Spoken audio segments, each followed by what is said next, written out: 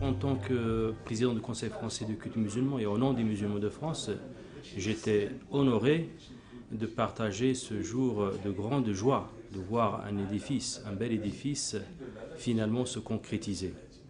Ce bel édifice serait forcément le symbole de l'action persévérée des musulmans de Strasbourg. C'est aussi l'œuvre d'une solidarité exprimée par les autres cultes, par tous les citoyens de Strasbourg au-delà de leur appartenance religieuse. C'est également l'action des pouvoirs publics locaux qui ont permis aux musulmans de Strasbourg de bénéficier des mêmes égards que devrait avoir la République envers tous ses citoyens. Ces choses faites aujourd'hui, les musulmans peuvent être fiers d'avoir finalement concrétisé un projet qui leur tenait à cœur et qui permet aujourd'hui à l'islam en France de prendre toute sa place dans le paysage culturel français. Naturellement, cette mosquée a des spécificités qui n'échappent à personne.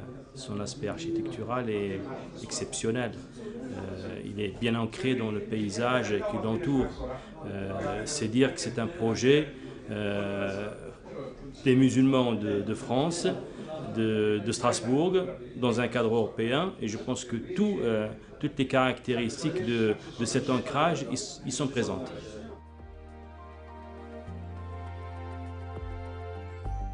Évidemment, une mosquée est faite pour rayonner. Donc le premier chantier revient évidemment à mettre à l'intérieur de cette mosquée un contenu éducatif, spirituel. Ça passe par, je dirais, l'action de toutes les bonnes volontés.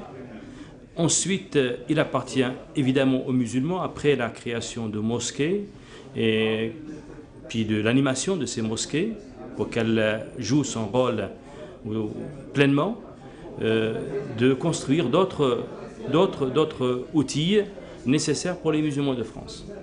Je pense qu'on pourrait penser à l'enseignement privé.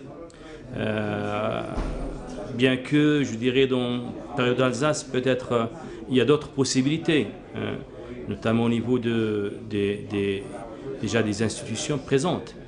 L'enseignement de la religion dans les établissements publics peut être la prochaine demande des musulmans de France. Et il faudrait s'y préparer. Je dirais également pour toute la question de ce qui permet un rayonnement artistique.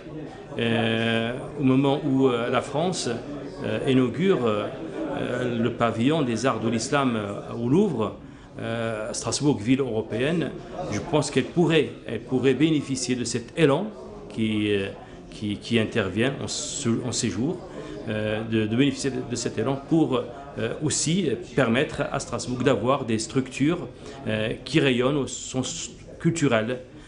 Donc la partie culturelle qui était déjà prévue dans la mosquée peut être aujourd'hui d'actualité et je pense que les responsables de la mosquée sont déjà en train de réfléchir sur la reprise de la partie culturelle qui était déjà initialement prévue dans l'ancien projet.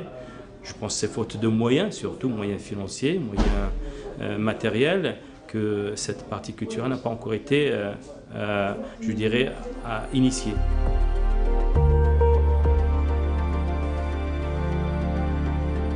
Je termine avec une prière pour notre pays, la France. Que la France vive heureuse et prospère, qu'elle soit forte et grande, dans l'union et la concorde. Seigneur, regarde avec bienveillance notre pays, la France, bénis et protège la République française et le peuple français. Je vous remercie.